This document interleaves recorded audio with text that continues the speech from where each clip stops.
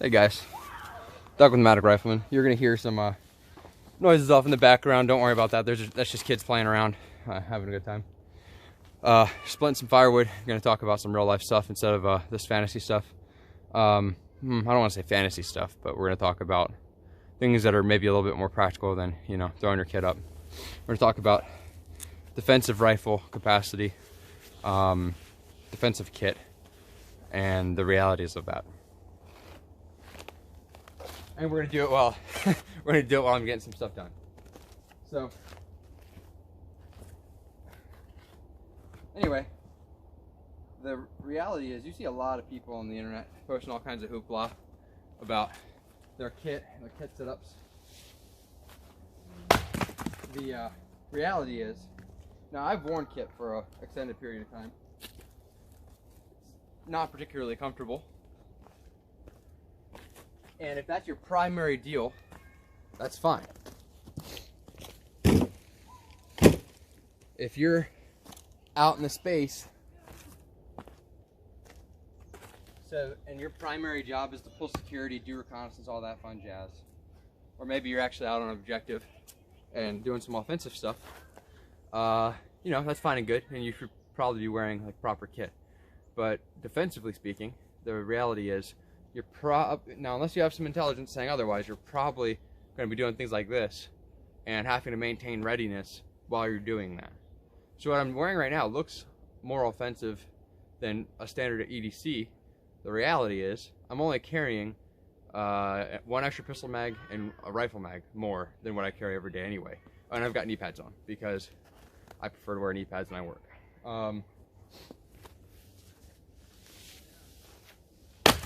So the reality is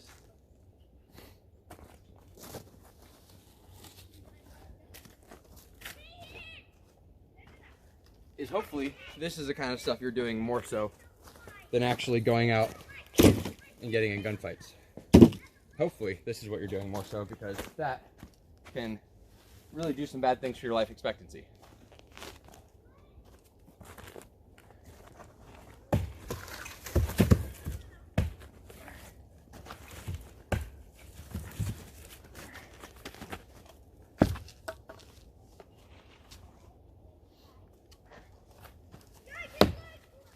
So,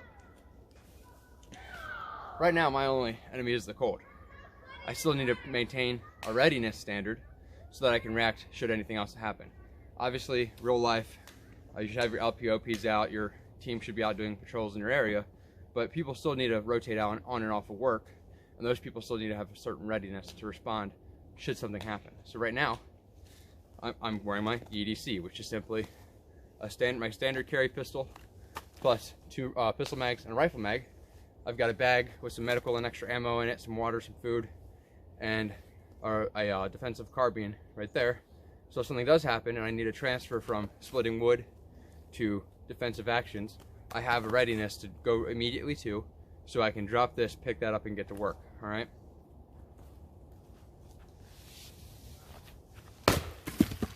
So, but keep that in mind. You need, now it's good to have actual like fighting kit and all that. That's good. You should have that. But you need to have a way to scale that down and still have fighting capability. And there's also times where you might be out in the space, but you don't necessarily want to carry all the stuff that gives you that hard pushing fight capability. So keep that in mind, that your primary job or your primary mission is what's going to drive your equipment selection. If you're splitting wood, you're probably not going to be wearing a plate carrier while doing it. Probably not going to have your rifle slung up while doing it. So have a way to stage that stuff in a way that is effective and going to be expedient should you need to transfer jobs real fast and get to work on something else.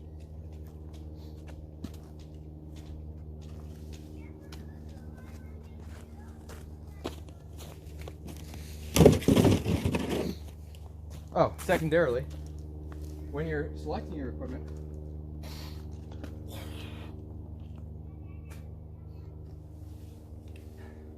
keep in mind that your range use is likely going to be some of the easiest use you put on your gun. I'll try to flash in a video or a picture or something of a rifle I was zeroing the other day, or I guess I was regulating, adjusting the sights on, and that rifle was in actual inclement environment, an inclement weather environment for less than 2 hours. And that gun looked nasty. That thing looked like someone might have taken it and done one of them torture tests on YouTube or something. And that was only 2 hours. Imagine a week. Imagine 2 weeks of that rifle being in, out there, we'll say. Imagine 6 months of doing this every day. What's your rifle going to look like? What kind of stuff can your rifle get exposed to? Right now, my rifle and my bag are sitting in a sled full of wood. I'm stacking wood in there, but I want to keep the rifle. That way I can pull that thing back and forth. I'm not sitting there carrying a rifle trying to carry a bunch of wood. I've just got it all in one little package. If something happens, there's a rifle, bag, sustainment gear, all right there ready to go. If it was any colder than this, which it's not, it looks cold. It's not that cold right now. We're looking high 20s, so we're pretty good. But if it was colder than this, let's say it was down around 0, you want to have extra sustainment equipment as far as like mittens, hats, more snivel. That stuff's important. If you end up transferring over to a defensive position and you're laying in an LPOP or a defensive fighting position for say 3 or 4 hours, you're probably going to have more than what you were wearing when you're splitting wood, right? And that should be kind of self-explanatory, but if you haven't done this before, or if you haven't worked in that environment before, it can be kind of a eye-opener, sitting there just completely sucking while waiting for NDEX or waiting to be dropped down to a more standard readiness condition. So keep that in mind, guys, while you're out there and selecting your equipment. People are saying things like you don't need dust covers. You probably don't need it. It's pretty nice to have though, so I'd recommend having one. People say you don't need a forward assist. I disagree with that. I've used the forward assist a number of times, not for clearing malfunctions, but for trying to semi-quietly close a bolt.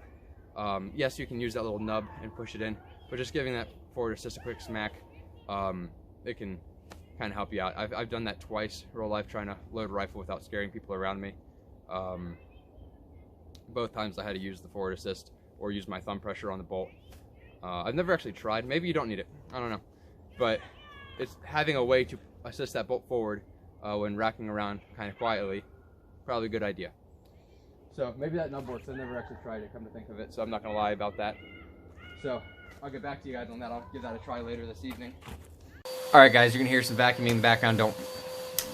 whatever. So, really quick update. So we have my wife's rifle here and my large frame pistol here. Both the bolts lock back, so we can go over this, this whole situation with our bolt seating process and forward assist.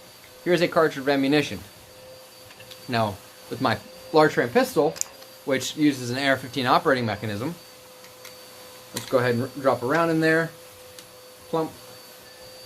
Alright, we have a round in the chamber. We're going to go ahead and ease the bolt forward. Alright, now the bolt face has to overcome the cartridge rim in order to properly seat. Now, I can't personally seat this bolt with my thumb. And if I could, it would take an unnecessary amount of force. So, now, however, with a forward assist, I can just give it a little bump and seat it just fine. And now the cartridge is properly seated on the bolt face. Alright, now we're going to try it on my wife's rifle. Alright, we'll go ahead and lock that back, just for people to be happy that I'm being nice and safe with these weapon systems. Alright, now with my wife's rifle, which has more wear on it than my AR pistol, we're going to go ahead and do the same thing with the BCM bolt.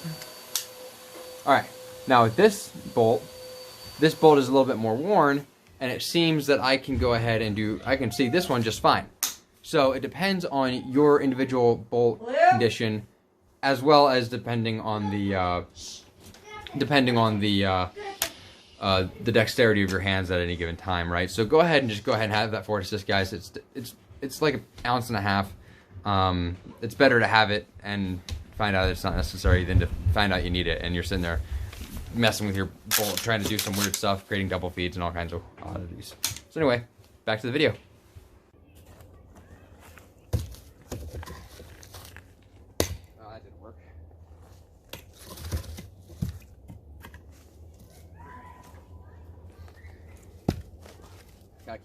Gotta keep working if I'm gonna talk and work, yeah?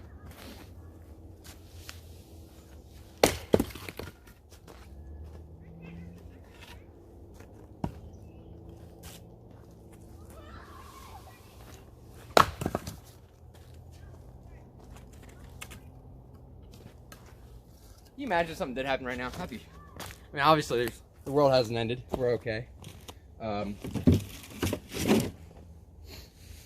Not yet, at least, right? So, the COVID monsters haven't quite came out. But,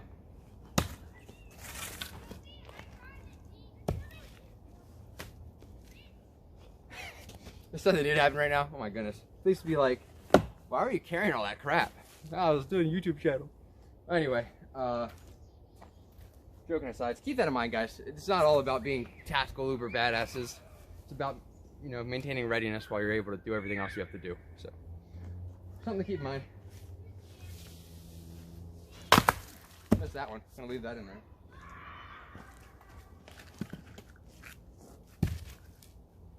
It's like that meme where, you know, you see when you've done something 1,000 times without thinking about it and then someone's watching.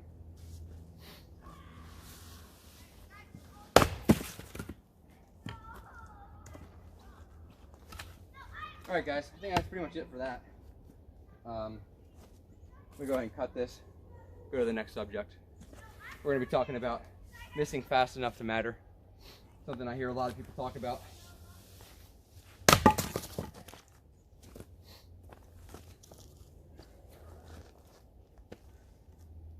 Alright, see you guys in a second.